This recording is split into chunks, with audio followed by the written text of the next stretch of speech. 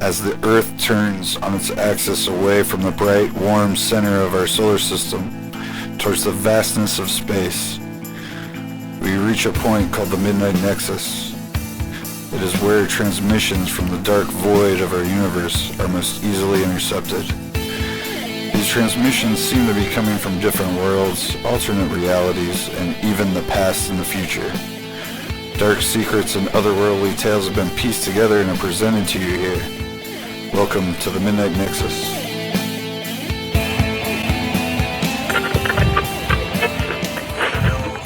A great deal more about the role of specific genetic mutations, and we know that some people have these EGFR mutations, specific types of mutations. Creature by Jacob Thornburg. You wouldn't be caught barefoot in the ice and snow, now would you? Of course not. It was late when Bill Hedges drove his old blue Honda down the empty interstate towards home. There was a winter storm blowing that night. Bill had the heat in his Honda cranked all the way up to fight off the cold chill. He had stripped off some of his winter gear to keep from sweating and put it in a bag in the back seat. Bill picked up his cell phone and tried to dial his wife to let her know he would be home late. The heavy snowfall and icy roads were forcing him to take the trip a little slower than usual. He realized there was no reception, so he decided to wait a few minutes and try his call again. He went to set the phone in its holder and dropped it under his seat. He reached for it, but the seatbelt caught him. He unclicked it and managed to fish the phone out. As he reached to pull back on his seatbelt, he noticed something standing in the road in front of him, just at the edge of his sight. In a split second, he made out a young woman wearing nothing more than a hospital gown standing there. Bill realized she was directly in his path. Out of instinct, he slammed on the brakes and the car went skidding around the icy road out of control. He tried to stabilize the vehicle while pumping the brakes and the gas, all while trying not to run over the young woman, but he had lost all control over the Honda. "Oh shit!" Bill cried as the car slid towards the deep ditch on the berm. The Honda hit the ditch and Bill was ejected from the vehicle through the front windshield. He landed on his back 10 feet from the car in a pillow of freshly fallen snow. He had several broken bones, and he knew he had suffered some deep cuts as he had crashed through the glass of the windshield. His face and arms stung, and he could feel the blood trickling over them. He could barely move. Bill felt weaker and weaker with each passing second. He knew this might be the end for him. That was when he saw the young woman who had been standing in the road bending over him. It seemed like she did not understand what had happened. He reached his bloody hand out towards her, trying to ask for help. All that came out was a raspy wheeze, and then everything went dark for Bill Hedges. Abby crouched down over Bill. She felt the breeze and the snow falling around her, but she was not affected by the cold like others might have been. What she was affected by was an overwhelming hunger that had been burning in her for several days now. It was almost a week since she had escaped the hospital. She had been moving slowly and keeping to cover, hoping to find her way to a town or a city where she might be able to blend in with a crowd. She believed this would make it harder for the doctors to find her. And all this time, this wintry wasteland had only given her a small squirrel to snack on. Now laying before her was a man who had just passed on to the next place. She felt her fangs protracting from their hiding place in the gums above her normal teeth. They were like paws on a cat when their claws came out. The urge to eat was so overwhelming she felt she had lost control of the muscle that pushed these extra teeth out. Food was all she could think about now. As she looked at Bill's body, part of her told her this was wrong. Another part, the part of her that was not human but a creature of some kind, asked her what it really mattered. Without food, she would perish. This man was dead, just a husk of flesh and meat. She gave in to the creature inside that urged her to put her own survival above propriety. She allowed the claws on the tips of her fingers to come out the same way her hidden teeth had. With these claws, she ripped into the fleshy parts of the man's stomach. Her fangs tore into the tissue like razor blades as she devoured what she could as quickly as she could. When she finally had her fill, she sat back in the snow, feeling better. Her extra set of sharp teeth and her claws retracted. She cleaned herself off in the snow and turned her attention to the vehicle. The Honda's front end was buried. The airbags had been deployed, but these had not kept Bill from crashing through the now shattered windshield. She approached the vehicle. The snow crunched under her bare feet as she went. She looked inside and found Bill's bag of winter gear in the back seat. Abby began to put it on, not because she was cold, but because she believed it would help her blend in better when or if she came upon more people. There were boots, snow pants, a jacket, gloves, and a beanie. There was no shirt, so she decided to keep the hospital gown for now, It had a little bit of blood on it from when she made a meal of Bill. She tried to hide this by buttoning the jacket over it. She climbed out of the wrecked vehicle just in time to see more headlights off in the distance coming down the interstate in her direction. While the front end of the Honda was buried, the tail was sticking up in the air with the red taillights still on. These lights were shining out into the darkness like a beacon. The approaching vehicle looked like a large truck. She suddenly wondered, because of its size, if it was some kind of search party from the hospital. Abby felt like she had been lucky the driver of the Honda had been a normal person. If he had been one of them, she would probably have been dragged back there right now. She would not go back there, not after this, not without a fight. She ran to take cover behind a nearby bush that was almost completely covered by snow. If the truck had several security people inside from the hospital, she would need the element of surprise to overtake them. The truck slowed down as it drew closer to the Honda. Abby readied herself for whatever emerged from inside. Joe Connolly saw the taillights of the Honda in the ditch from the comfort of his Ford. He turned off the music and was left with just the constant sound of the windshield wipers as they slid back and forth across the windshield, clearing it of the snowflakes that managed to stick and start to melt on it. He pressed his hazard lights so that any other vehicle would have some warning as they approached the scene. His first thought was that he did not want to see what had happened to the driver or passengers of the Honda. His second thought was that he had to see if anyone had survived the accident and needed his help. He grabbed his flashlight and stepped out of the truck. Not sure what to do, he called out, "Hello? Is everyone okay? Do you need help?" He waited a moment. Joe received no reply, so he started flashing his flashlight around the car. Joe thought the vehicle looked empty. Relief washed over him for an instant. In this short-lived moment, his mind deduced that everyone in the accident must have made it out of the vehicle. Then he saw the shattered windshield and followed the debris to the clump of snow Bill had landed in. The white snow was absolutely soaked with the driver's blood. "Oh, god damn!" Joe shouted at the sight. "You still alive, mister?" Joe could not tell if the man was alive from where he was standing. He highly doubted it. Joe did not want to have the image of this man's corpse seared into his memory forever. He wanted to stay where he was. However, before he even realized it, his boots were crunching through the snow, coming closer and closer to Bill Hedges' corpse. He looked down at the driver and saw that his limbs had been twisted and broken from the accident. There were several deep cuts across the man's face and arms. The one that probably did him in was the gash near where Joe believed was the carotid artery.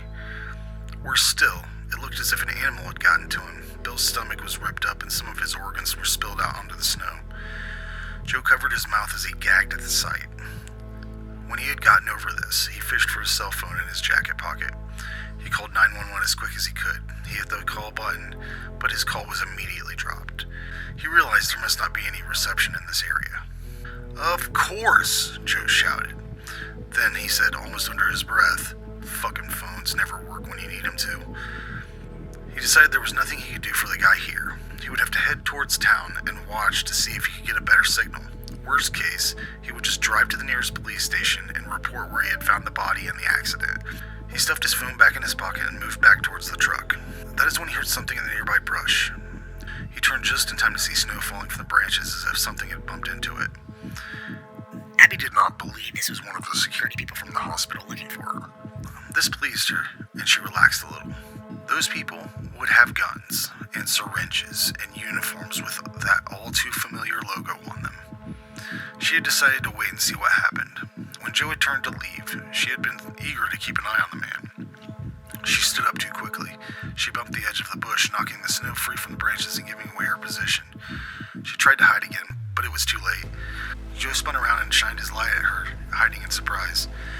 He wondered if it was the animal that had been snacking on the driver of the old Honda before he arrived. He tensed, ready to bolt for the safety of the Ford. That was when he noticed boot prints in the snow leading off in the direction of the brush. "Hello?" Joe called out, suddenly overcome with concern and hope that someone had made it out of this alive. "Who's back there? Are you hurt?" Abby realized this person might be able to lead her to the safety of the closest town or city she had been looking for. She could force the man to tell her, but that might not work. Humans had a bad habit of lying whenever they found it convenient, something Abby had learned from her time at the hospital. She decided to use a trick she had seen in an old film one of the doctors at the hospital had shown her a long time ago.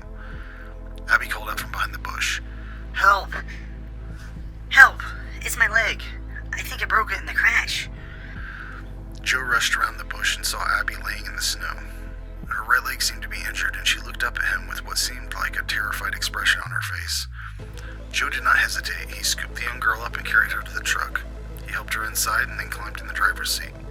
Joe turned up the heater and said, "Here, get yourself warm, miss. Are you okay? Other than your leg, I mean, did you hit your head, or do you got any cuts that need bandaged up?" She shook her head no and said, "No, just my leg hurts." "Wow, that's amazing. You were very lucky. After seeing that poor man out there, I didn't think anyone could have made it out of that crash. I'm sorry about your friend." Abby nodded to let him know she understood. She did not add to anything the man said, thinking it was better to let him believe what he wanted. "He's dead," Abby said, trying to explain to the man that she knew what had happened to Bill. Joe mistakenly took this as a question and nodded in response. He asked if she was warm enough. She assured him she was fine. He made sure they both buckled up as they pulled back onto the road. Joe had to fight the urge to race down the road, and the urge to drive too cautiously in order to avoid getting this poor girl in another wreck. It was a tightrope of hurrying carefully down the icy, snow-covered interstate in his Ford. "So there's a town about 10 miles away. I'm going to get you there, and hopefully we can find a hospital, or at the very least, get reception so I can call to get you an ambulance. That sound okay, miss?" Abby nodded, watching everything the man did as he maneuvered the vehicle. Joe saw her watching him and chalked it up to her just being in a daze from the accident. He handed her a bottle of water and urged her to drink up. "I'm Joe. Joe Conley, by the way. What's your name?"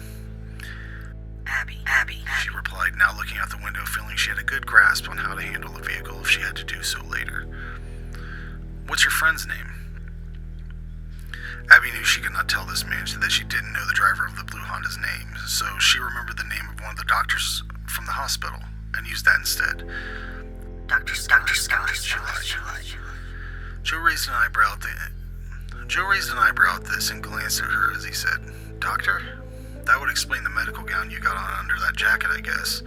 You would think a doctor would drive a better car than that old piece of shit in the ditch back there, though, especially with a patient in the car with him on these roads. What hospital were you coming from?" Abby wasn't actually sure of the name. All she had ever seen was the logo that was plastered all around the hospital. She drew it on the foggy window. It was a star with an omega symbol inside of it. Joe seemed to recognize it immediately. "Oh yeah, I know that place. Omega Light Industries. They have a lab about 40 miles back the other direction. Is that where you came from? My friend Brad talks about that place all the time.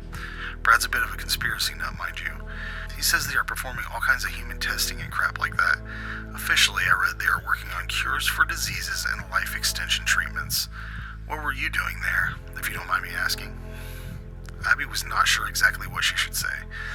She just shrugged and said, "Tests." "Alright, I get it. Well, that's bad news. You get out of one hospital only to end up in another. I'm sorry about your luck on that front, Abby. Do you mind if I turn on some music?" He switched on the radio and music blasted from the speakers. Joe rushed to turn it down and apologized for startling Abby. She had jumped and curled into a ball, pressing against the passenger side window and covering her ears. The strange thing about that was Joe noticed her legs suddenly seemed to be free of pain. He wrote it off as adrenaline from the surprise of the loud music. "Sorry about that, miss. Why don't you fiddle with it yourself? Find something you like. I'm not too picky." He had to show her how to change the channel, and she skipped around until she finally settled on one. She noticed Joe seemed tense suddenly. Abby realized her mistake and began rubbing her leg as if it was aching. Joe seemed to relax a little after seeing her do that. "So anyway, Brad goes on and on about that place. He told me one time that he had evidence they were manipulating DNA and growing these half-human monstrosities at that place. He said they were supposed to be more perfect humans, but says they were more like something out of a nightmare. You didn't see anything that looked like that, did you?" Abby wondered where this Brad person was getting his information from. She grew a little nervous, but shook her head no to answer Joe's question. "I didn't think so. I'll have to tell him next time I see him. I'm sure it won't change his mind, but I'm sorry. Here I am going on, and your leg is hurt, and your doctor friend is... Well, I'll just shut up now. Sorry, miss." Right after these words left his mouth, Abby stiffened and strained to see something through the windshield. Suddenly, she began pointing ahead of them excitedly. Joe tried to see what she was pointing at, and when he found it, it was almost too late. Standing on the road, just as Abby had been when she caused Joe's accident, was a young boy in nothing but a hospital gown. Joe slammed on his brakes, but unlike Bill, he managed to stay on the road. Joe noticed the gown the boy was wearing had the same pattern printed on it as Abby's. All the pieces of the puzzle seemed to suddenly fit together for Joe. He suddenly realized what was happening, but his mind kept rejecting it as impossible. One part of his mind was ringing alarms, and the other part was telling him to calm down. These different parts of the mind struggled over control of his thoughts and his reactions. It caused him to hesitate. Joe needed to confirm the facts one way or another. Shit! How is he standing out there like that? It's freezing. He's my friend. Abby said. His name is Liam. Can we let him in, Joe, please? What? Oh my god, what the hell is going on here? He's with you. He's got the same gown on. It's the same pattern. You're both from that hospital? Joe was panicked. The boy was moving slowly around to the driver's side door. Abby's fangs and claws began to protract before she could stop them again. This time, it was not out of hunger, but out of survival instinct. Her body seemed to know even before her mind did that she was now in danger. Please, Joe. Let him in. It's cold out there. Joe saw her fangs and claws and began to shrink away from her up against the car door. His hands balled into fists, ready to fight if he had to. Holy shit, Brad was right. Abby saw now that Joe was a lost cause. The game was up. All Joe saw now when he looked at Abby and her friend were the monsters this Brad person had described to him. That put them both in danger, so Joe was now a loose end that needed to be tied up. In a blur of speech, she grabbed his head with her hands in a vice-like grip. Then she gave his head a sharp twist, and there was a loud crack as Joe's neck snapped. Joe had not had time to even defend himself. Before he even realized it had started, the fight was over, and he was off to the next place, just like Bill. Liam knocked on the window from the outside and waved at Abby happily. She waved back and smiled at him to show she was happy to see him. She opened the door and pushed Joe out in front of the boy. Liam's own fangs and claws pushed their way out and gleamed in the light from inside the truck. Are you hungry? Abby asked him. Liam nodded. Give me his clothes first. When you're done, bury him in the snow and you can change into them. We need to get rid of these gowns. It's how he realized we were from the hospital, I think. Liam did as she asked, and when he was done, she handed him Joe's clothes. They started down the road. It didn't take very long for Abby to get the hang of driving. Where are we going? Liam asked after a few minutes. Joe said there's a town up ahead just a few more miles. We'll go there. Liam seemed satisfied with the answer and settled into his seat. Abby turned up the music a little and drove the Ford carefully down the interstate as they made their way toward the unsuspecting people of a nearby town. They knew the doctors would be looking for them. They would have to be very careful so they weren't caught. But for now, these two creatures would enjoy every moment of their freedom they could. Most of the world had no idea what was headed its way, with the possible exception of some conspiracy nut named Brad.